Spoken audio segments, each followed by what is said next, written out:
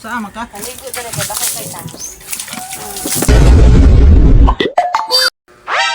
Hello mga idol, karon ako ipakita ninyo nga ako gyoy isog dire sa muang panimalay.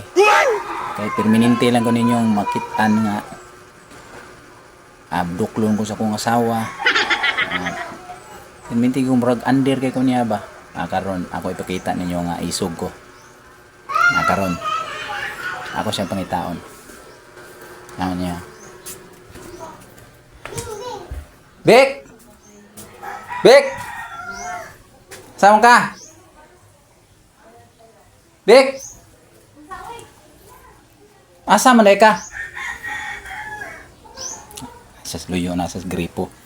Atong ang tuon na sa gripo. Nagnanaw siyang tubig. Tuon.